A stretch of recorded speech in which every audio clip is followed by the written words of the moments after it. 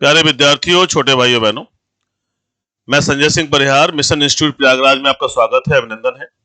देखिए, सबसे बड़ी दिक्कत आज क्या है कि केबीएस पीआरटी का रिजल्ट अनाउंस हो गया है और रिजल्ट अनाउंस होने के बाद जो सबसे बड़ी चीज हमारे सामने आई है निकल करके, वो ये है कि एक अनएक्सपेक्टेड कट ऑफ आया है।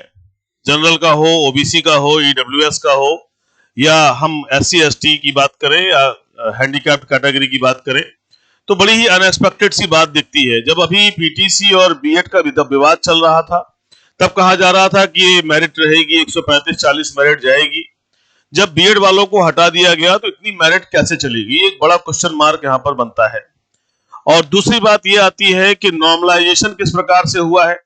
अगर हम नॉर्मलाइजेशन की बात करें तो हमारे सामने जो मेरे यहाँ विद्यार्थी अटेंड कर रहे हैं क्लासेस को, इस समय सैकड़ों विद्यार्थी कक्षाएं अटेंड कर रहे हैं, और उस कक्षाओं में अगर गौर से देखें तो हमारे सामने एक घटनाक्रम आता है निकल करके। और वो घटनाक्रम क्या है कि एक विद्यार्थी अभी मेरे पास उन्होंने रिपोर्ट की और बताया कि देखिए सर, हमारे 134 क्वेश्चन सही है, 134, ध्यान दीजिएगा, 134 क्वेश्चन सही है और नॉर्मलाइजेशन के बाद 99 मार्क्स आ रहे हैं।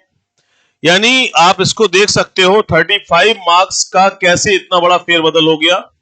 अगर केबीएस या सीबीएसई या जो भी संस्थाएं एग्जाम करा रही हैं, उन्हें एक बार सोचना चाहिए कि नॉर्मलाइजेशन में 5 to 10 या 5 to 7 मार्क्स का अंतर तो एक बार लगता है कि शायद पेपर को अपग्रेड करने में घटना घटी हो, लेकिन 134 क्वेश्चन, इसे मैंने खुद जस्टिफाई कराया और मेरे सामने ही लोगों ने चेक किया, और चेक करने के बाद ये स्थिति बन रही है।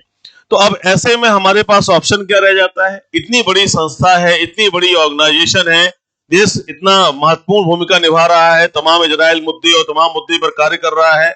मैं मोदी सरकार से और मैं जो शिक्षा मंत्री है धर्मेंद्र प्रधान जी से भी निवेदन करूंगा कि कम से कम विद्यार्थियों के साथ तो ऐसा अत्याचार ना हो। ये कोई आंदोलन नहीं है, ये एक सामाजिक समस्या है। इतनी लंबी प्रतीक्षा के बाद विद्यार्थी आज उम्मीद लगा के बैठा था। ऐसे बहुत सारे विद्यार्थी हैं जो रो रहे हैं।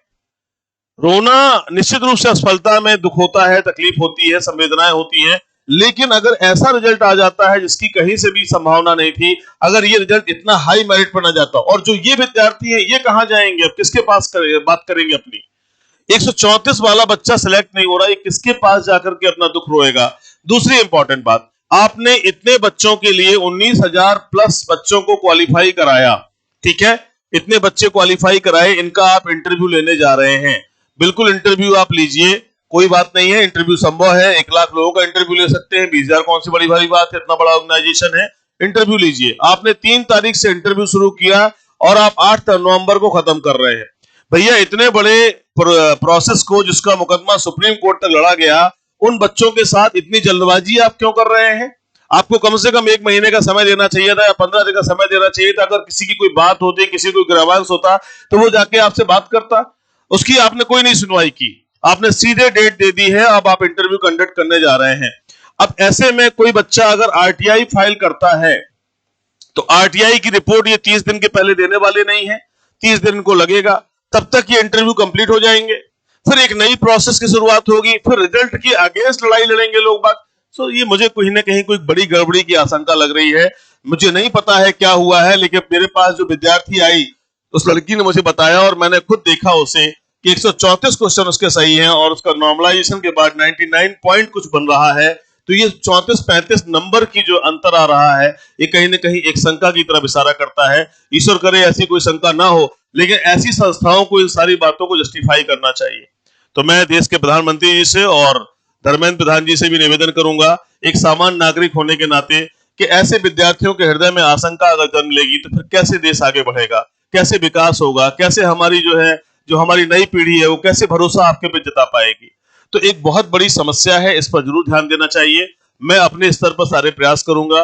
विद्यार्थियों से मैं निवेदन करता हूं, जिन विद्यार्थियों का चयन नहीं हुआ है वो सरकार पे भरोसा रखें, उम्मीद रखें कि निश्चित रूप से उन तक हम लोगों की बात पहुंचेगी और कोई ना कोई सुधारात्मक कदम आएंगे, कुछ ना कुछ होगा, और हम लड़ेंगे, हम जीवन के बीच लड़ेंगे, हम संघर्ष करेंगे, हम पढ़ेंगे, मेहनत करेंगे, ताकि हम अपनी ऊंचाइयों को पा सके। इसलिए हतोत्साहित होना, परेशान होना और टेंशन में रहना ये उचित नहीं है। कोई भी विद्यार्थी कोई गलत कदम ना उठाए। पहले बीएड के बाद समस्या क्रिएट हुई, अब देखिए मेरिट की समस्या क्रिएट हुई। तो ऐसी बहुत सारी चीजें जीवन में आती हैं और जो संघर्ष में लड़ता है वही आगे बढ़ता है। मेरा यही मानना रहा है। ना मैं कोई नेता हूं और ना ही मैं कोई यहाँ पर नेतागिरी करने आया हूं।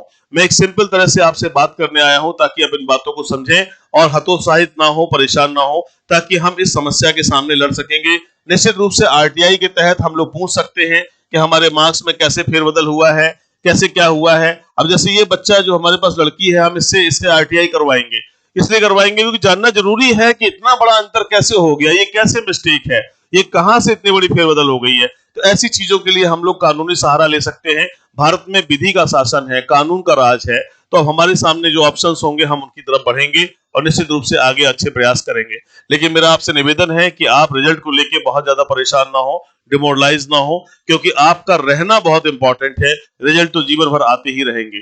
ठीक है, अपना बहुत ख्याल रखिए, मेहनत करिए, जीवन पथ पर निश्चित रूप से आप सफल होंगे। जय हिंद।